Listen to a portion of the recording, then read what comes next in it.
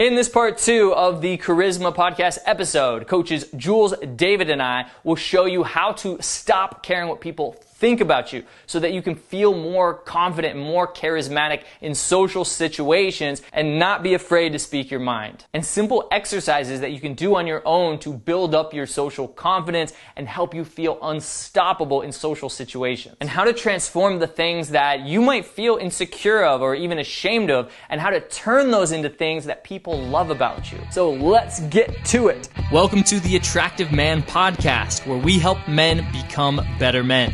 In these episodes, you'll discover how to improve your dating and relationships, how to break through your mental limits that are holding you back, and how to move through life with confidence and purpose. I'm your host, Matt Artisan. Your conversation doesn't have to be perfect, because that's what really makes guys nervous when they're not very good at expressing themselves. I've had students tell me this. They're like, well, I just really want to nail it. I was like, don't nail it. Just own whatever you do and whatever you say. I say stupid, cheesy stuff around people all the time, but I just own it. I'm not worried about what they think about me because I think it's actually hilarious, and that's why I said it. And even if it's not, it's like, nobody is like holding a checklist like in their mind, like, he said this word, or he didn't pronounce this, like, but we all think that, right? That's why, like, the reason why so many people are so nervous in social situations is because they're constantly analyzing, what's everybody thinking about me? What's everybody thinking about me? What's everybody thinking about me? Which really inhibits your ability to just be calm and just be spontaneity, right? But every single person in that room is also doing exactly what you're doing.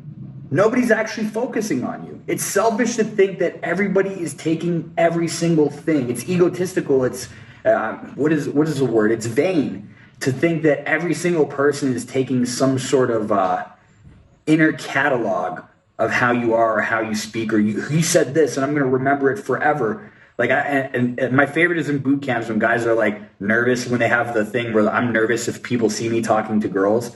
And I literally would be like, guys, I have a 2-inch penis.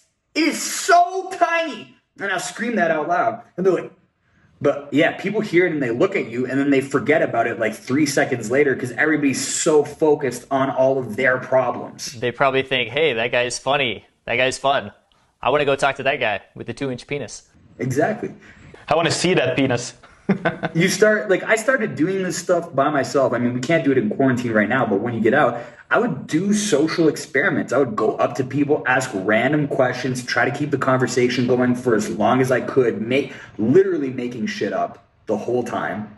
I would like just stand on a corner and just start like moving in a really weird way. I would just do all this stuff and it just gave me more and more. Start handing you money. I got an ass grab here and there. But I would start doing these things to myself, and you can start in small increments. Like one of my videos in the past saying hi to people.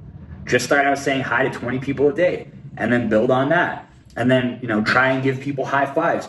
Keep getting this social feedback that nobody actually gives a shit, which actually changes your subconscious into thinking, yeah, I can just be what I want to be, right? More and more you see that it's safe to be yourself.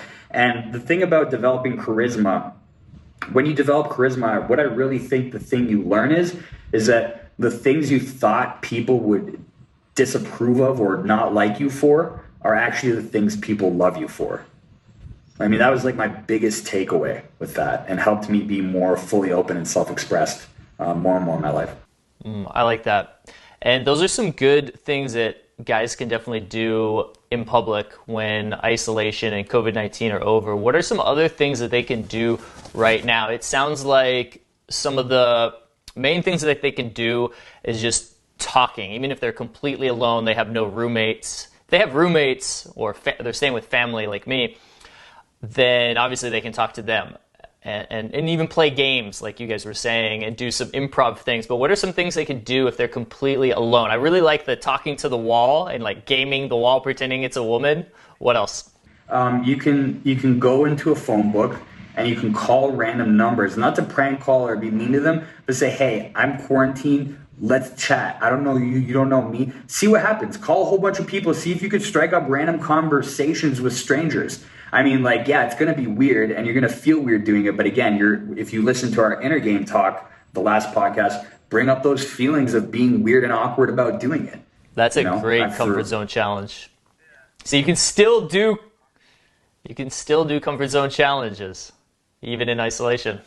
You can practice empathy with that. Try to find random people from a phone book who will talk to you about their experience and what they're seeing this world as during this quarantine. Like, that's a great way to do empathy. That's a great way to do improv and spontaneity.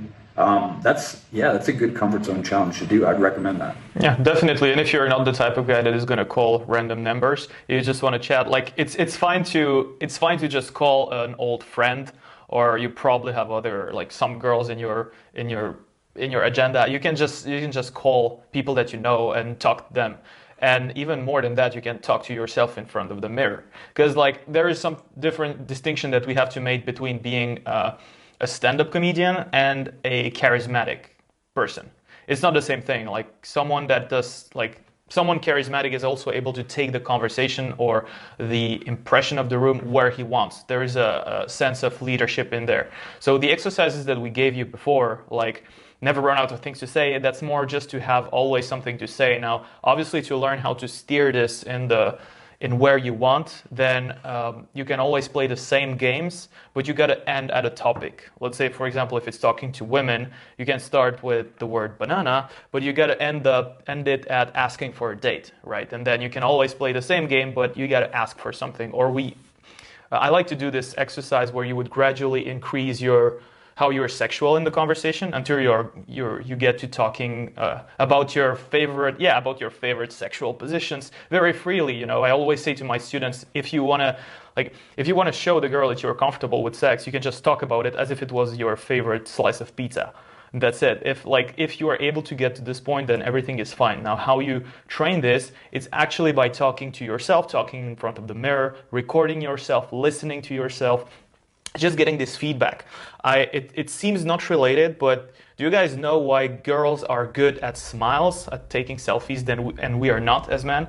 It's the same thing. They take selfies every day, all day long, and they look at themselves and they just know how to come with the smile on command. And that's just the same thing that you want to get to. The more you hear yourself, the more you listen to yourself, the more you're comfortable with your jokes, as Julian said, the more you can take this conversation where you want. And actually, you can also learn how to smile in front of a mirror. And if you just take selfies, that's another way. If you're not charismatic, you can get along with a lot of things if you have a nice smile. If you don't know how to talk, but you have a good smile, especially with girls, then you can get away with many things. That's how I did it in the first place. I started to travel a lot, and obviously I was at the stage where I was like, oh, I want to post on social media, and I want to see how it goes and how it works. So I would take selfies of me all the time, and first, my smile was just awkward. And my students have exactly the same thing when they want to set up their Tinder profiles. They're just like, I don't know how to smile. But they don't know how to smile because they never smile. Like, it's not something that is natural. They're not used to their own smile. So if they just see themselves all the time, it's just going to come on command. So kind of see the dynamics. Learning how to smile is the same as learning how to be charismatic. The more you train it and the more you love yourself doing it, the more you are going to be charismatic. And then it's just a matter of, just knowing the social dynamics to make it in the right moment, which is obviously something you cannot learn on your own. But the basics, that's something that you definitely can, and I would say you even have to learn it by yourself because you own that to everybody. I mean, you own that interest to everybody. You got to be interesting. Like you got to be successful. You got to be interesting. It's just respect. With that, mirror exercise too. You see my smile, how I get these character lines. I used to not like that. I used to not accept that in myself. I used to think that I had an ugly smile. So even a step up from that, as well as just staring at yourself in the mirror and practicing these conversations with yourself, and then again addressing the thoughts and beliefs and feelings you have even about your own appearance. Because I used to think I was really ugly, and that also stunted my ability to be charismatic, because again, that was a negative self-esteem thing that I was like, why should I speak up? I'm not one of the beautiful people. Not that it really matters. You can be ugly as fuck and have tons of charisma. But you could be ugly as fuck and have tons of charisma. That was just my own limiting story, right? That I kind of rewrote in my mind by doing these exercises. But yeah. It sounds like the biggest, or at least one of the biggest ways to work on your charisma is through practice, just like working on anything in life. No surprise there. Yeah, it's a muscle. It's something you need to train.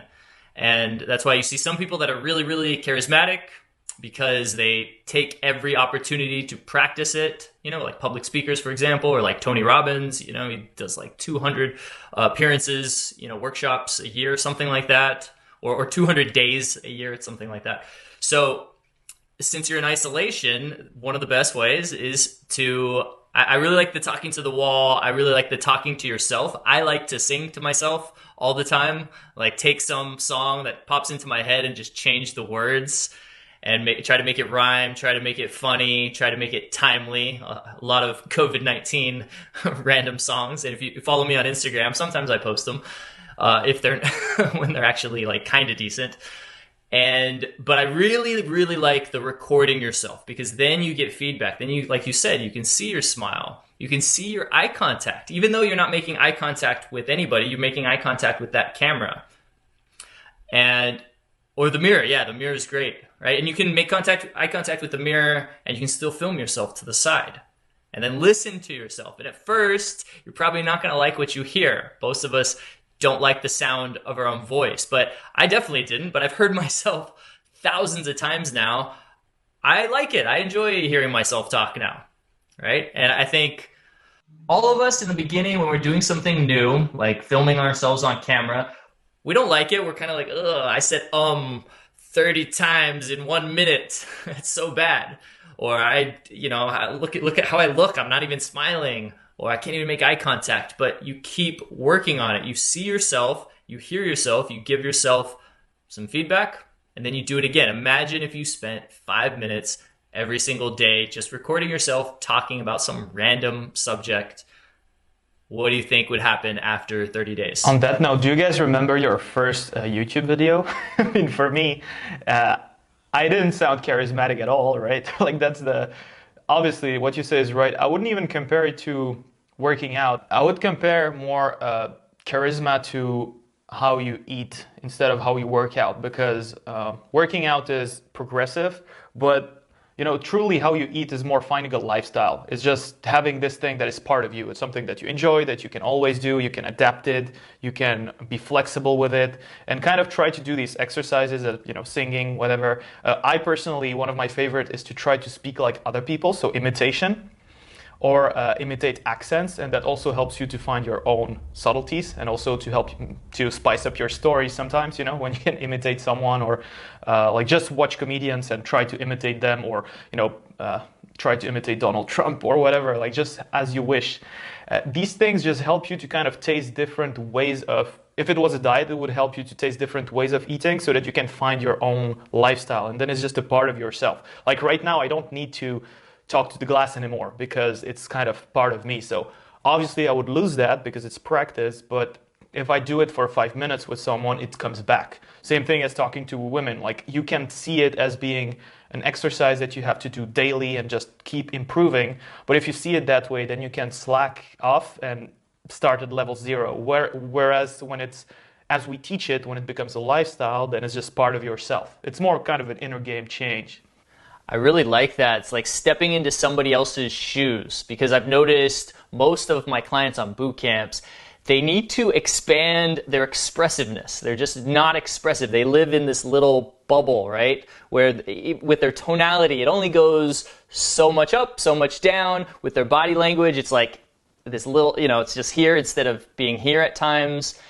And one way to work on that, even while in isolation, is just pick somebody who's charismatic and try to be like them for a day or even for 5 minutes. Like give a speech, again, film it, and start talking as if you were that person, and it'll just help you expand your tonality, expand your expressiveness, your energy, and you might like it. You're going to feel difference, and you might be like, wow, I didn't know I could do that. I didn't know I could be that expressive. I didn't know I could be that funny or whatever. Yeah, and not even try to imitate how they speak. You can literally imitate their body language, their eye contact, how they smile, how they present themselves, their jokes, their moves. If they dance, try to imitate how they dance. So that's where I wanted to go with, when I was a kid, I didn't speak to people, but when I was by myself or with my parents or whatever, I love to just imitate and just play the clown, just imitate, try to be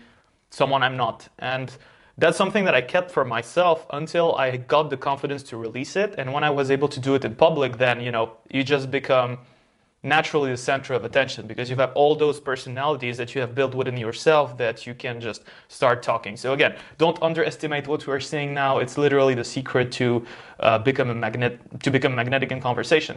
It has more to do with what happens in your brain and how you see yourself than, knowing what to say and how to say it. It's more about yourself. The other thing too, which is kind of obvious, is like dancing, learning how to dance. Even if you don't pick a specific practice for dance, like a specific style that you commit to, learning how to actually just move in rhythm in your own way is so powerful. Like, I'm a really good dancer, if you guys haven't noticed, but when I have students or I have friends, when you break people's toes. Ah, damn, I remember that. Students or friends are like, oh, I can't dance like that. I was like, you don't have to dance like that. The reason why I dance like this is because I just moved and I didn't give a shit what people thought. And then I just got really good at it because I practiced it a lot because I didn't care. It's that one little pride thing in a nightclub, right? Like, oh, I care what people think if I move. And you're there to like let loose, right? Like, a lot of guys forget that. But on top of that, like, tons of YouTube videos to learn how to dance in any way you want. You got tons of time now. What dancing also does is it connects you to your body more, it connects you to your feelings more. So even if you're not dancing, it's going to make you more charismatic because you're so much more connected and in tune with yourself and what you're saying. You feel what you're saying more. Like charisma, a big thing about charisma is like, I feel what I say. Because if you can't feel what you say, it's deadpan. I'm a DJ. And I love going to techno parties, all sorts of shows, but you can see DJs that they're playing amazing music, but their energy's dead, and so is the dance floor, right? They could be playing the most incredible music, mixing technically amazing everything, but if they're not connected to themselves, usually the dance floor is very, very, very dead. So it's really being connected to the feeling of what you're saying and what you're doing as well, and dancing really helps with that. Hey man, go ahead and check out part 3 of this podcast where we dive deeper in how to be charismatic and how to access that flow state where it's just like everything you say, everything you do just works and your best, most charismatic, confident self. So check out part 3 by watching the video down below. My name is Matt Artisan from The Attractive Man, and I'll see you in the next video in part 3.